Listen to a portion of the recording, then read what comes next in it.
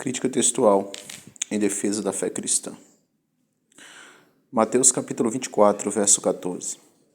E será proclamado este evangelho do reino em todo o mundo habitado para testemunho a todas as etnias, e então virá o fim.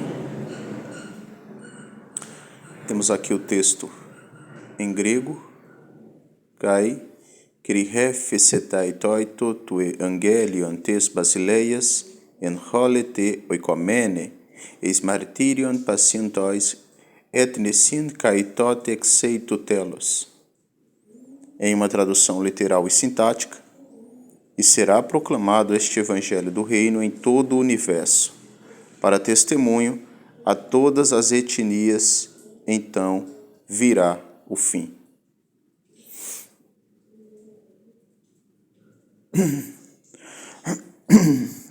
As profecias cumpridas suplantam o negacionismo bíblico.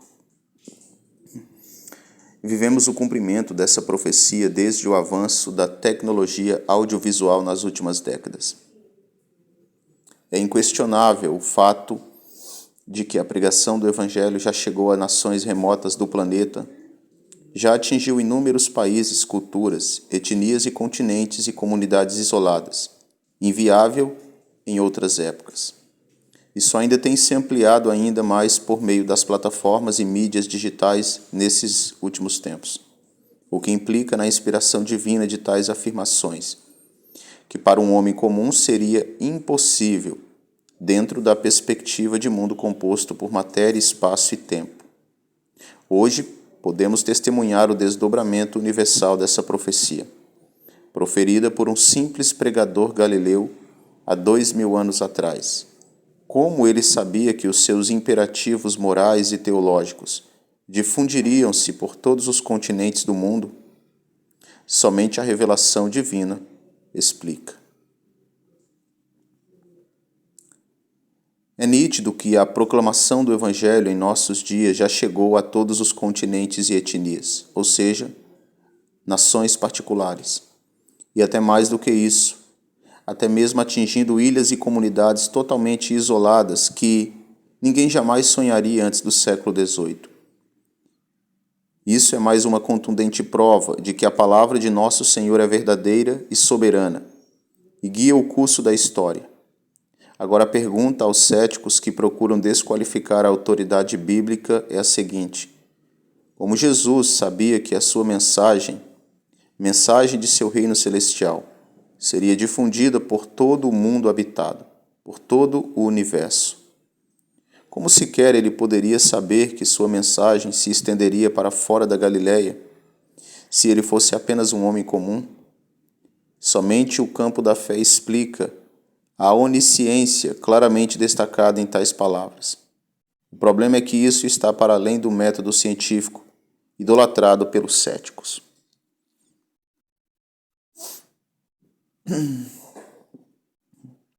Preteristas e ateus se aliam nessa questão para deturpar o cumprimento dessa profecia para o nosso tempo.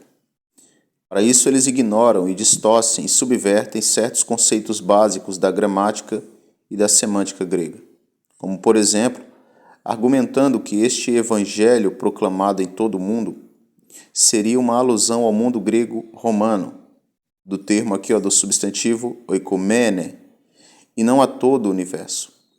Eles se valem de um sentido, apenas de um dos sentidos aplicáveis do substantivo. Porém, ignoram que esse vocábulo tem um campo semântico flexível dentro do dialeto grego. E além de mundo greco-romano, o substantivo também significa mundo habitado, terra habitada, universo, etc.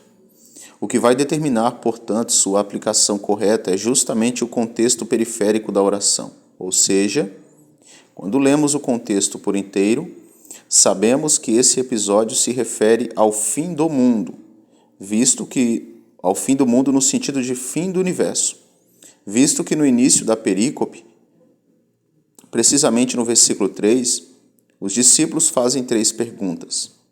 Quando serão estas coisas? Que sinal haverá da sua vinda como rei e do fim do mundo? Em resposta a isso, todo o contexto se ajusta a demonstrar gradualmente as evidências proféticas que precedem estes eventos. E chegando no verso 14, Jesus prescreve este sinal evidente que aponta diametralmente para o fim do mundo e, conseguintemente, para a sua vinda. O Evangelho do Reino sendo difundido por todo o universo com o objetivo claro e implacável, que vem da preposição de finalidade, eis, que significa para, testemunho a todas as nações.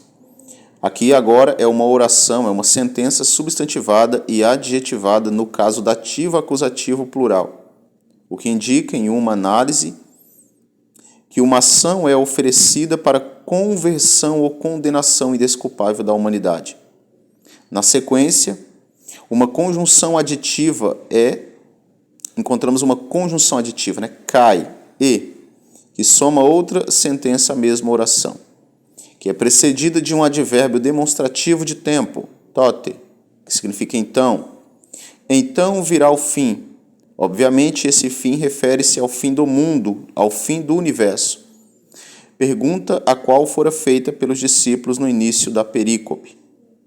Portanto, tanto a partir das locuções gramaticais, da sintaxe e da semântica grega, não tem como negar a profecia diz respeito ao tempo atual de nossa sociedade moderna, visto que, somente nos últimos 200 anos, o Evangelho de fato passou a ser proliferado em larga escala por todos os continentes, etnias, nações, línguas e culturas distantes, o que jamais poderíamos imaginar antes do ano 70 e antes da colonização das Américas. Crítica textual em defesa da fé cristã. E será proclamado este Evangelho do Reino em todo o universo, para testemunho a todas as etnias. Então virá o fim. Mateus 24, 14.